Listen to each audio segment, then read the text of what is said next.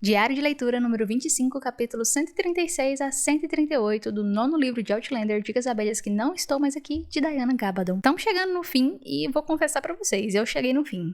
Eu terminei de ler e tô aqui gravando agora. Separei aqui mais 3 diários pra gente poder separar a história e entender os detalhes de tudo que aconteceu. Porque eu queria muito terminar de ler antes de começar agora a segunda parte da 7ª temporada. Consegui terminar de ler, sei como acaba, mas não consegui gravar ao mesmo tempo para poder fazer essas análises. Inclusive, se você tá assistindo a 7ª temporada, a segunda parte, já tem análise aqui no canal. E bora lá, né? Então vamos falar o que aconteceu aqui no 136 ao 138. Acontece que a gente mergulha agora na história específica ali do Lord John, em que ele é raptado, né? No diário passado a gente viu que ele tinha sumido, o William fica preocupado e a gente descobre o que aconteceu. Acontece que o Lord John recebeu uma carta falando que um fulano de tal lá estava devendo alguma coisa no navio e que esse fulano de tal citou o nome dele e chegou uma carta lá cobrando, né, pedindo, já que ele é seu amigo, né, vem cá pra você poder pagar a dívida dele. E o Lord John vai. Ele vai meio assim, mas ele vai e acontece que é uma armadilha. E o Richardson armou isso. E a partir do momento que o Lord John foi raptado ali, né, eles colocam um trem na cabeça dele, levam ele pro navio, que chega lá, o Lord John descobre que é o Richardson, né, que raptou ele, que tá por trás disso tudo, e aí eles começam a conversar. O Richardson, ele pergunta da Claire por que o Lord John se casou com a Claire, porque antes deles casar, o Richardson foi lá e perguntou pra ele se ele tinha algum interesse pessoal nela, e o Lord John falou que não, e de repente, no mesmo dia ele casa com ela. E o Lord John começa a falar, não tem nada a ver com a minha vida, né? Não vou responder esse tipo de coisa, não. E aí o Richardson, ele traz 2 ex-namorados do John. E esses 2 ex-namorados, eles escreveram o que aconteceu entre eles.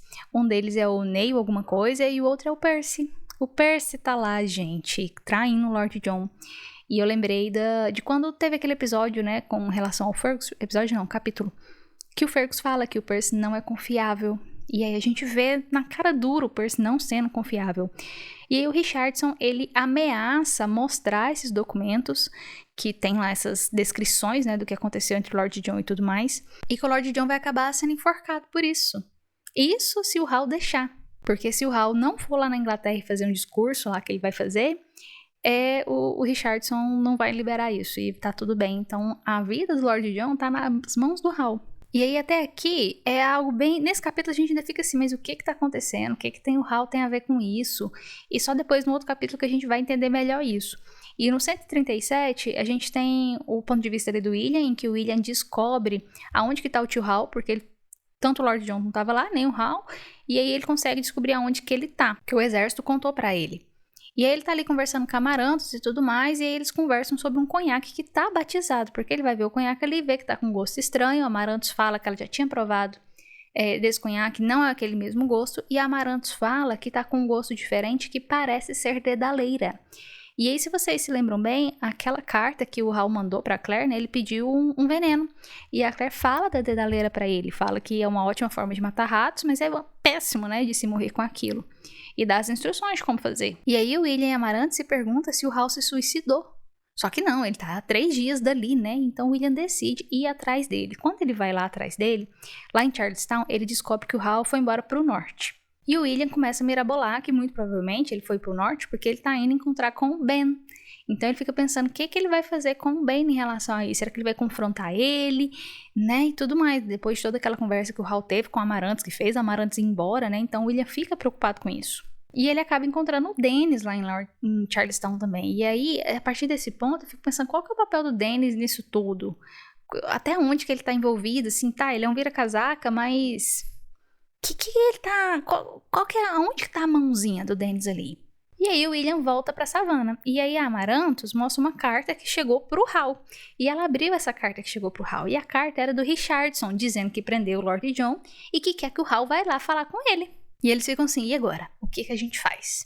E aí no 138 que a gente tem justamente a explicação do que acontece ali, qual que é a motivação do Richardson. Que embora a gente tenha descoberto isso, eu juro pra vocês que eu fico assim, mas como que isso encaixa com a Brianna? Porque a gente descobriu e tá, ok, Richardson é um dos capangas lá que tava atrás da Brianna e tudo mais, fez uma cirurgia plástica, foi pro passado, já tem um tempo que tá ali no passado, quando que ele chegou, como é que é, qual que é a motivação dele pra estar ali, por que que ele tá querendo, o que que tem a ver o Hal com a Brianna e a profecia dos Frasers, sabe? Isso não tá claro ainda. E eu tô assim, pirando o cabeção com isso, porque eu falo assim, não, mas... Diana, você tem certeza que você tá escrevendo a mesma coisa? É pra ser a mesma pessoa aqui mesmo? E aí tem a conversa do Richardson com o Lord John nesse capítulo, que é uma semana depois que ele foi raptado, então o tempo tá correndo ali. E o Richardson, ele fica falando muito de escravidão. E sobre vencer a guerra, e o pessoal ser liberto e tudo mais. E a ideia é a seguinte, se os britânicos, né, não ganharem a guerra, como acontece na história, né, acontece a revolução, acontece a independência, os britânicos voltam para a Inglaterra, e chega lá, daqui 50 anos, 50, 30, esqueci o número, mas em poucos anos os escravos serão libertos. Mas em contrapartida, na América vai demorar muito mais. Então qual é o raciocínio deles? Se os britânicos ganham, se não acontece a revolução, então daqui a esses 30, 50 anos vai ter a libertação dos escravos lá na Inglaterra, e como os Estados Unidos é colônia da Inglaterra, lá nos Estados Unidos também vai ser liberto. Então ele está querendo antecipar essa liberdade desses escravos por meio de impedir que essa revolução aconteça. E aí, isso é super contraditório, porque assim, Richardson estava no exército britânico, mas o Richardson é um vira-casaca, ou seja, ele está lutando pela independência. Mas ao mesmo tempo que ele está lutando pela independência, ele não quer que ela aconteça, porque ele quer justamente que os escravos sejam libertos antes. Ele quer que os britânicos continuem ali na luta para não deixar os Estados Unidos serem libertos. E como que ele quer isso? Ele quer isso porque... Como que o Hal, né, relaciona com isso? O Hal, aparentemente, ele vai lá para a Inglaterra. Ele fez toda uma pesquisa e tudo mais. Ele sabe que várias pessoas estão relacionadas ali a isso acontecer de fato ou não, né? A independência e tudo mais.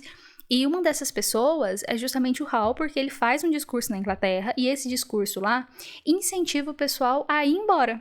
Incentiva o pessoal a deixar lá e voltar para a Inglaterra e tipo assim, ó, tá tendo muita briga, né? Vamos deixar esse povo aí mesmo. E aí, por mais que tenha essa explicação, eu ainda fico confusa em relação a isso. Qual que é esse papel do Richardson? Poxa, estamos aqui no final do livro 9. Diana, você vai entregar isso pra gente no livro 10, exatamente como é que isso se conecta? Porque eu fiquei esse livro inteirinho esperando chegar nesse momento de quem tava ali atrás da Brianna voltar pra ir atrás dela. E aí, na hora que o cara aparece, você me bota ele pra não ter nada a ver com a Brianna, ter um objetivo diferente ali.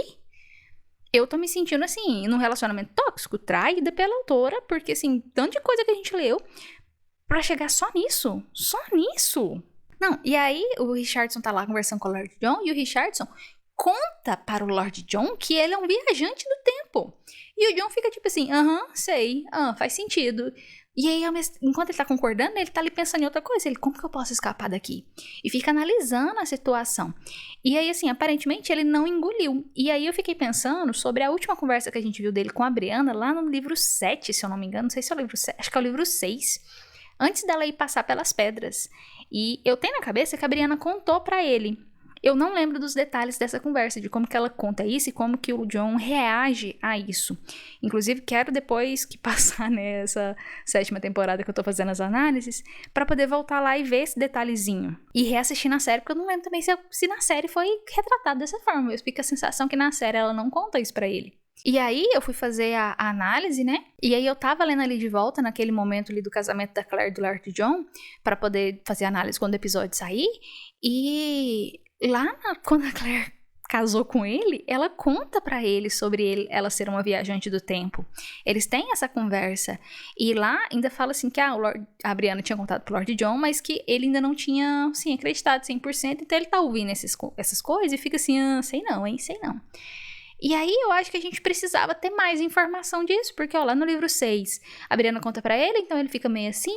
Aí no livro 7 a Claire conta pra ele continua meio assim. Aí agora no livro 9 o Richardson conta pra ele também que é um viajante do tempo, e ele continua meio assim. O que tá passando na cabeça do Lord John em relação a essa galera viajante do tempo?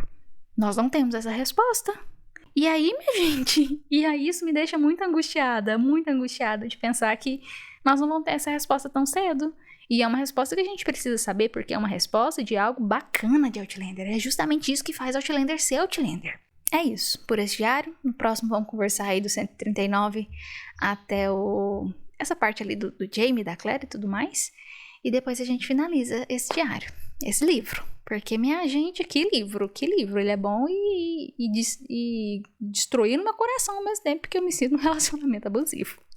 Mas é isso. Obrigada pela atenção de vocês. Até o próximo diário.